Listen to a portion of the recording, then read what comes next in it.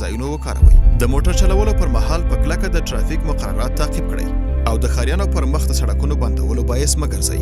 همدارنګه د نانوای څخه د ډوډۍ رانیولو پر مهال د یو بل تر شا قطار جوړ کړئ او په ډلهییزه توګه مه درېږئ.